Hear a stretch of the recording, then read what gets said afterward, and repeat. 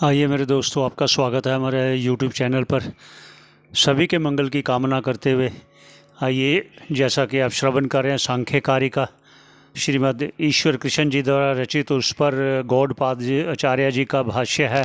आइए सब मिलकर श्रवण करें, पुनः पुनः सभी के मंगल की कामना करते हुए। गुरुर्विष्णु गुरुदेवो महेश्वरः गुरुः साक्षात् परं ब्रह्म तस्मै श्री गुरवे नमः। ओम शांति शांति शांति। हम लोग सांख्य कारिका गौड़पाद भाष्य को लेकर विचार कर रहे। अभी तक ये विचार हुआ ये 25 तत्व कौन है और ये जो व्यक्त है वो किससे, उनकी उत्पत्ति किससे। प्रधान से ही व्यक्ति की उत्पत्ति मानी जाती है और उसके बाद जो अव्यक्त और व्यक्त है उसमें कुछ वैरूप्य है, कुछ सारूप्य है। तो अव्यक्त और व्यक्त में विरूपता क्या है? तो 9 जो वैधर्म्य बता दिया, हेतु मत से लेकर परतंत्र तक। व्यक्त है, हेतु मत है और अंतिम में परतंत्र बताया था। किंतु अव्यक्त कैसा है? अहेतु मत है और स्वतंत्र है। ये वैधर्म्य बता दिया किनका? व्यक्त और अव्यक्त का। उसमें जो कारिका में बताया था 90 में, कुछ वैधर्म्य भी है, कुछ साधर्म्य भी है। आगे जो व्यक्त और अव्यक्त में साधर्म्य बता रहे, व्यक्त और अव्यक्त में साधर्म्य बताने जा रहे और पुरुष के साथ वैधर्म्य बताएंगे। यह साधर्म्यता है, 6 साधर्म्यता बताएंगे और पुरुष के साथ वैधर्म्य बताएंगे। उसके लिए आ रहे देखिए आगे। एवं व्यक्ता अव्यक्तयोर, इस प्रकार व्यक्त 23 व्यक्त तत्व और जो अव्यक्त है, इन दोनों में वैधर्म्यम उक्तम, वैधर्म्यता बता दिया, वैधर्म्य का प्रतिपादन किया। इससे जो 90 जो उसमें है तो 10 वैधर्म्य बता, 9 वैधर्म्य बताया 10वें कारिका में। 10वें कारिका में 9 वैधर्म्य बता दिया। किसका? व्यक्त और अव्यक्त का। वही बता रहा, वैधर्म्यम उत्तम साधर्म्यम उच्यते। इदानीम का ध्यान कर दीजिए, इदानीम साधर्म्यम उच्यते। पहले वैधर्म्य का निरूपण किया, अब इस समय में इन दोनों में साधर्म्य बताएंगे, 6 साधर्म्य बताएंगे। यदुक्तम स्वरूपम च विरूपम च करके 8वें कारिका में अंतिम में बता दिया। देख लीजिए, 8वें कारिका के अंतिम में बताया था ना, स्वरूपम विरूपम बताया था। उसमें विरूपता तो बता दिया, आगे स्वरूप बताने जा रहे हैं। कारिका देख लीजिए। त्रिगुणम अविवेकी विषयः सामान्यमचेतनं प्रसवधर्मे व्यक्तं तथा प्रधानं तद्विपरीतस्तथा च पुमान् त्रिगुणम अविवेकी विषय। आगे जो व्यक्तम जो है ना, व्यक्तम कारिका के दूसरे जो है उसमें तीसरे पाद में, तो व्यक्तम जो व्यक्त है 23 वो कैसा है? त्रिगुणम, ये त्रिगुण है। और प्रदान भी क्या है? त्रिगुणम। व्यक्तम तथा प्रदानम सादर में दिखाना है ना, व्यक्त और प्रदान कैसा है? त्रिगुणम। क्योंकि महदादि भी द्विगुणात्मक है और उसका कारण जो अव्यक्त भी त्रिगुणात्मक है। ये दोनों में त्रिगुणात्मकता है सादर में। और दूसरा सादर में बता रहे हैं अविवेकी। व्यक्त भी अविवेक है और प्रधान भी क्या है? अविवेक। व्यक्त को ये पता नहीं है कि मैं अमुक हूँ, ये मेरे गुण हैं, उसको पता नहीं। तो प्रधान को भी पता नहीं, गुणों का विभाजन नहीं कर सकता है, इसलिए अविवेकी, दोनों अविवेकी। और विषय, व्यक्त भी विषय है और प्रधान भी विषय। विषय का मतलब है भोग्य, पुरुष का भोग्य है। व्यक्त भी है, प्रधान भी। पुरुष तो भोगता है ना, ये दोनों क्या है? भोग्य है। व्यक्त भी भोग्य है और प्रधान भी भोग्य है। सामान्यम, और वो सामान्य है। सामान्य का मतलब है निर्दिष्ट नहीं किसका होगा, किस पुरुष का करके। भाष्यकार कहेंगे क्रीता दासीवत, कोई भी खरीद कर सकते हैं, सामान्य है, किसी पुरुष के लिए हो सकते वो, इसलिए दोनों सामान्य। प्रधान भी सामान्य है और व्यक्त भी सामान्य है। और अचेतनम, व्यक्त भी अचेतन है और प्रधान भी अचेतन है, क्योंकि दोनों को ज्ञान नहीं होता है। स्वयं का हो अथवा दूसरे का भी ज्ञान नहीं होता, इसलिए अचेतन है व्यक्त भी प्रधान भी। क्योंकि उसमें ज्ञान शक्ति नहीं है ना, प्रधान में क्रिया शक्ति है। ज्ञान शक्ति है किसमें? पुरुष में। तो पुरुष ज्ञाता है, प्रधान केवल करती है, किंतु विचारात्मक शक्ति नहीं, ज्ञान शक्ति नहीं, इसलिए अचेतन। और छठवा बता रहे प्रसव धर्मी।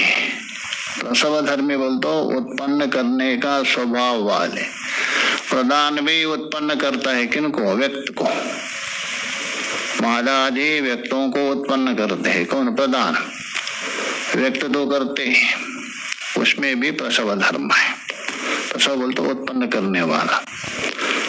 तो व्यक्तम तथा प्रधानम, व्यक्त और प्रधान में ये 6 हो गए साधर्म्य, 6 हो गया। कौन कौन? त्रिगुणम अविवेकी विषय, सामान्यम अचेतनम प्रसव धर्मे, और तद विपरीत ततः तद विपरीत च पुमान्, तथा उसी प्रकार उससे विपरीत लेना। ये 6 बताए ना, उनसे विपरीत पुरुष विपरीत है।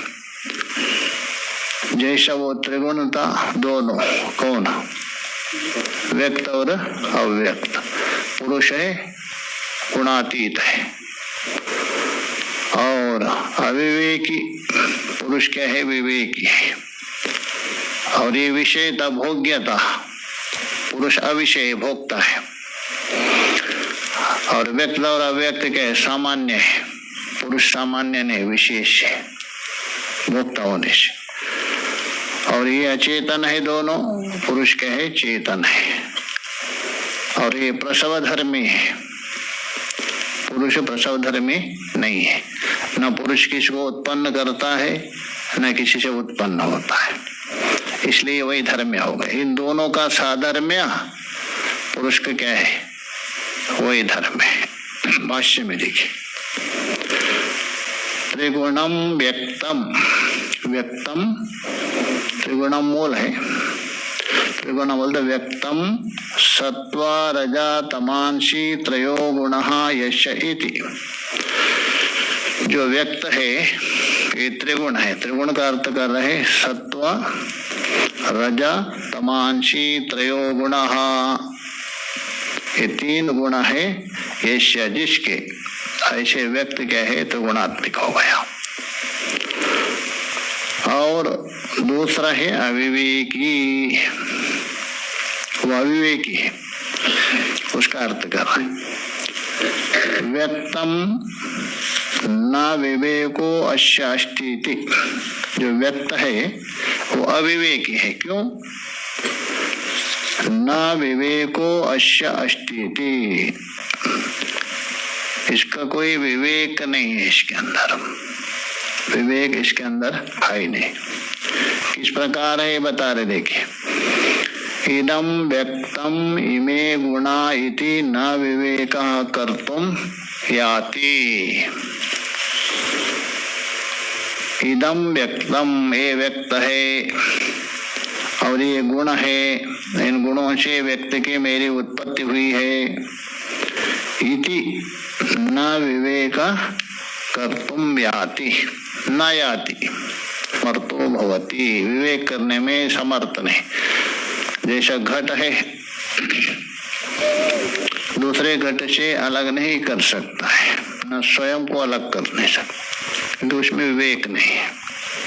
तो वैसे ही ये व्यक्त भी बता रहे, ये गुण है, ये गुण से मैं भिन्न है और ये गुणों से मेरी उत्पत्ति हुई है, इस प्रकार विवेक करने में समर्थ नहीं। न याति अर्थात न समर्थो भवति। जैसा इयम गौर अयम अश्वा इति यथा, जैसा पुरुष है लोक व्यवहार में विभाजन करता है ना, इयम गौ ये गाय है, अयम अश्वा ये अश्व है, और ये गाय और अश्व का मालिक है, ऐसा विभाजन कर सकता है कौन? पुरुष। वैसे ये नहीं कर सकता। यतः यम गौर अयम अश्वा इति, ये विभाजन नहीं कर सकते। ये गुणा तद व्यक्तम यद व्यक्तम तेज गुणा, क्योंकि जो व्यक्त है वही गुण है और जो गुण है वही व्यक्त है। जो गुण है वही व्यक्त है, जो व्यक्त है वही गुण है। किंतु यहाँ गाय और अश्व तो अलग है ना, गाय अलग है अश्व अलग है, और जो गुण है वही व्यक्त है, व्यक्त है वही गुण है, क्योंकि गुण ही व्यक्त रूप से परिणत हो गया, इसलिए गुण ही व्यक्त हो गया और व्यक्त ही क्या है? गुण है। जैसे माया ही जगत है, जगत ही माया है। ते गुणा इति, इस प्रकार ये विवेक नहीं कर सकता है कौन? व्यक्त। अभी केवल व्यक्त को बता रहे हैं, उसके बाद अव्यक्त के साथ साधर्म्य बताएंगे। तीसरा है विषयो, व्यक्तम विषयो। व्यक्त क्या है? विषय है। विषय का अर्थ कर रहे भोग्यम इत्यर्था। विषय का मतलब भोग्य। व्यक्त है भोग्य, किसका भोग्य है? पुरुष का है, प्रधान का नहीं। प्रधान स्वयं भोग्य है। विषयो व्यक्तम भोग्यम इत्यर्थः। तो बदल सर्वपुरुषाणाम विषयभूतत्वात्, एक नहीं, इनके पुरुष अनेक है ना, सभी पुरुषों का विषय है वो व्यक्त। सर्वपुरुषाणाम विषयभूतत्वात्, सभी पुरुषों का विषयभूत होने से व्यक्त हो गया भोग्य। तथा केवल इतना ही नहीं है, सामान्यम व्यक्त कैसे है? सामान्य। सामान्य का अर्थ कर रहे व्यक्तम सामान्यम मूल्य दाशिवत। मूल्य बोल तो मूल्य क्रेता, पहले खरीद करते थे नहीं, पहले खरीद करते थे, उसमें ज्यादा था, निगरों को ज्यादा खरीद करते थे पैसा देकर। उसी प्रकार दासी को भी खरीद करते थे, कोई भी खरीद कर सकते हैं उसमें। जैसे आजकल भी होते हैं ना, जो चौक में खड़े होते हैं काम करने वाले, आप जिनको भी खरीद करके ला सकते हैं, होता है ऐसा। इधर भी बैठे रहते, काशी में बैठे रहते चौक में, अब जितना लोग चाहे तो उसको खरीद करके लाओ, 1 दिन के लिए 2 दिन के लिए। वैसा नहीं हो किन के लिए करेंगे, पहले बैठे रहते हो। वाह, इसलिए बता रहे मूल्य दासीवत का मतलब है मूल्य से खरीदी हुई दासी के समान है। तो इसका तात्पर्य ये है मूल्य से खरीदी हुई दासी है सामान्य, कोई भी खरीद कर सकता है। वैसे ही जो व्यक्त है कोई भी पुरुष उसको भोग के लिए खरीद कर सकता है। सर्वसाधारणत्वात्, सामान्य का अर्थ हो गया सर्वसाधारण है, विशिष्ट नहीं है, इसके लिए है करके हम निर्णय नहीं कर सकते। तो उसी का अर्थ क्या? मूल्यदासी दृष्टांत है, जैसे मूल्यदासी के समान व्यक्त भी क्या है? सर्व साधारणत्वात्। सर्व बोल दो सभी पुरुषों के लिए वो साधारण, कोई भी ये कर सकता है। 5वां बता रहे अचेतनम व्यक्तम। व्यक्तम अचेतनम, व्यक्ति क्या है? अचेतन है। उसी का अर्थ कर देखिए, सुख दुख मोहान न चेतयति इत्यर्थ। सुख है, दुख है, मोह है, राग द्वेष आदि है ना, न चेतयति, न प्रकाशयति, उसको प्रकाशित नहीं करता, उसको संवेदन नहीं करवा सकता। ये सुख है, दुख है, मोह, उसको ज्ञान होता है ना, प्रकाश नहीं कर सकता है। न चेतते बोल तो न प्रकाशयति, उसको प्रकाशित नहीं कर सकता है, संवेदन नहीं कर सकता है। तथा 6वां बता रहे अंतिम, प्रसव धर्मी व्यक्तम। व्यक्त है प्रसव धर्मी, प्रसव बोल तो उत्पन्न करने की सामर्थ्य है उसमें, किसी ना किसी को उत्पन्न करता है। तद्यथा, उसको स्पष्ट कर रहे देखिए, बुद्धेर अहंकारः प्रसूयते। जो महत्त्व है, महत्त्व कहिए, बुद्धि कहिए, तो बुद्धि से अहंकार प्रसूयते, बुद्धि से अहंकार की उत्पत्ति होता, तो बुद्धि अहंकार को जन्म देती, इसलिए प्रसव धर्म गया किसमें? बुद्धि में। तस्मात्, तस्मात् बोल तो अहंकारात् पंचतन्मात्राणि एकादश इंद्रियाणि च प्रसूयन्ते। और उस अहंकार से पंच तन्मात्रा और 11 इंद्रिया है वो उनकी उत्पन्न होती है, अर्थात अहंकार इनको जन्म देता है, इनको पंच तन्मात्रा और 11 इंद्रिया को। इसलिए अहंकार भी क्या है? प्रसव धर्मी है। एवं पंच तन्मात्राणि एकादश इंद्रियाणि च प्रसूयन्ते। तन्मात्रेभ्य, तन्मात्रों से क्या है? पंच महाभूतानि, पंच महाभूत। इस प्रकार ये सब प्रसव धर्म है। प्रश्न हो सकता है,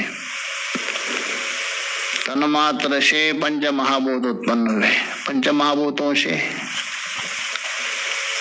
या रुक गए, वो आगे नहीं गए, भाष्यकार रुक गए। पंच महाभूतों से कोई उत्पत्ति नहीं होती है। हाँ, साक्षात उत्पत्ति भले भी ना हो, आवांतर से उनकी भी उत्पत्ति होती है। पंच महाभूतों से पंचीकृत होकर शरीर आदि उत्पन्न होते हैं ना, 4 प्रकार के शरीर, यहाँ तो पंचमहाभूतों से उत्पत्ति नहीं दी है, मुख्य रूप से तन्मात्र से पंचभूतों की उत्पत्ति होती, किंतु पंचभूतों से किसी की उत्पत्ति आगे है ही नहीं,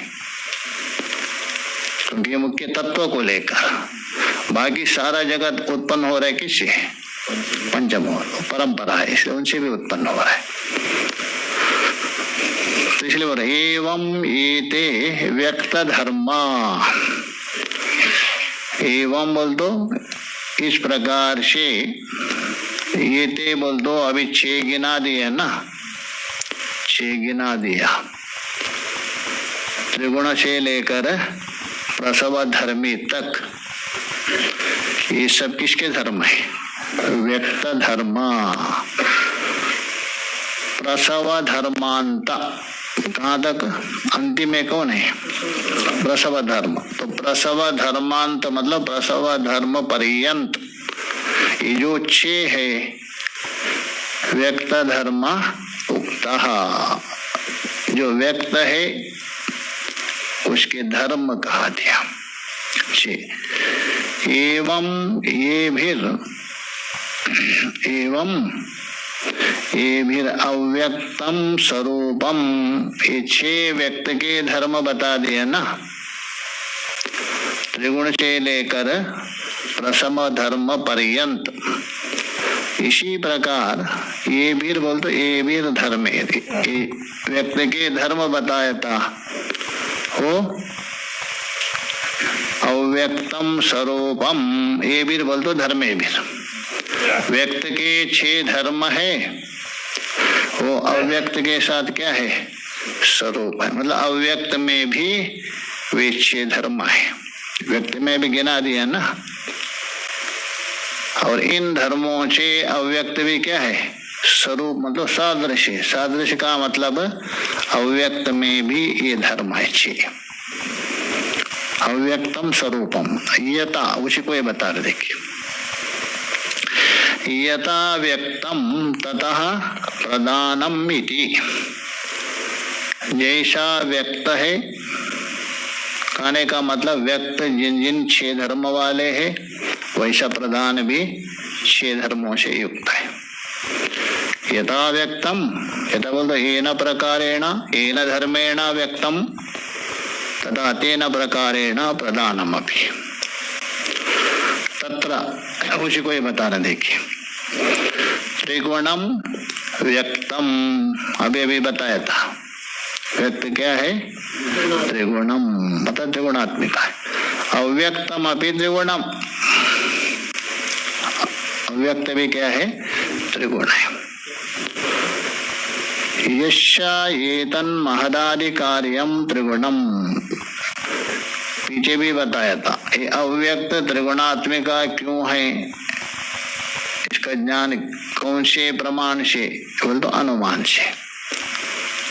जो त्रिगुणात्मिक व्यक्त है ये कार्य है, पीछे बताया था, त्रिगुणात्मिक व्यक्त क्या है? कार्य है। इसका मतलब ये उत्पन्न हुआ जिससे, वो भी क्या है? त्रिगुणात्मिक प्रधान है।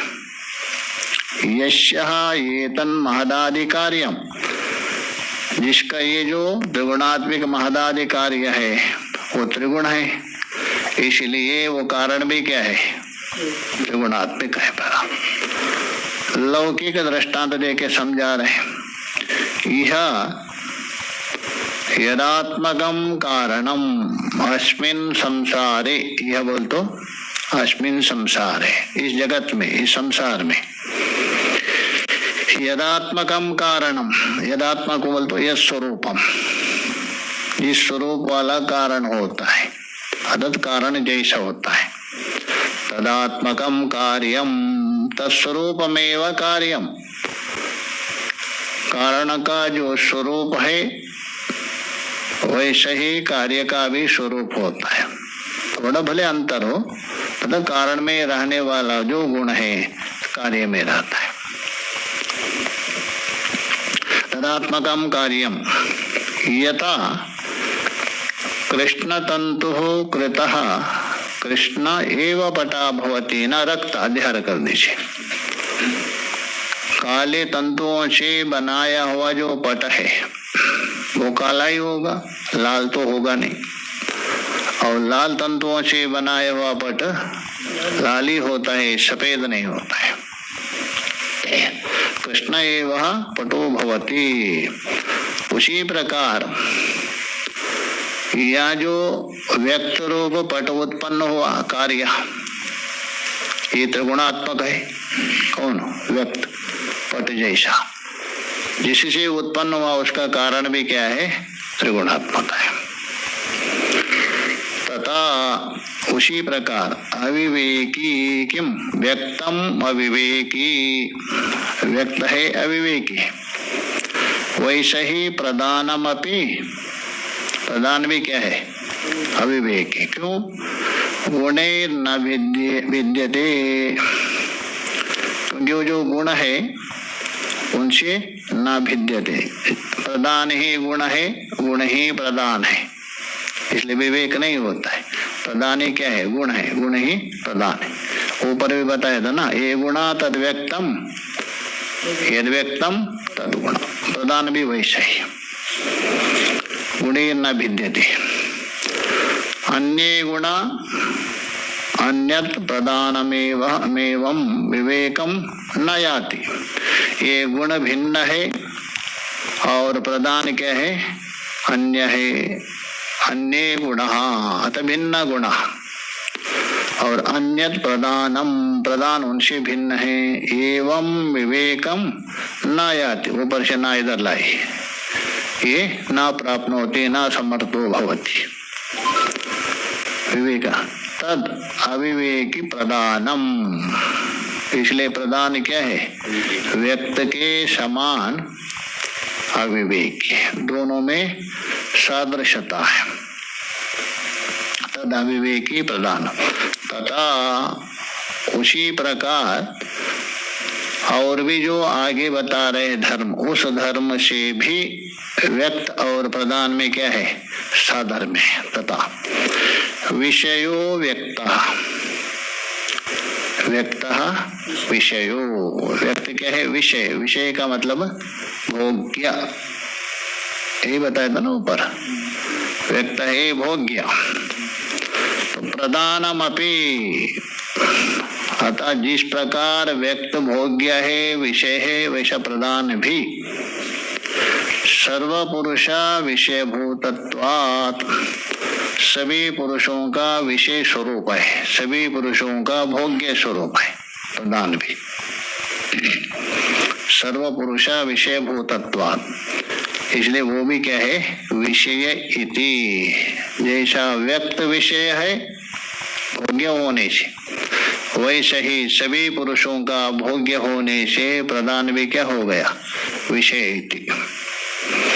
तथा और भी साधारण में बता रहे, देखिए, सामान्यम व्यक्तम, व्यक्तम सामान्यम, व्यक्त है सामान्य। सामान्य का अर्थ किया था मूल्य दाशिवत, सर्वसाधारणत्वात्, सर्वसाधारण है।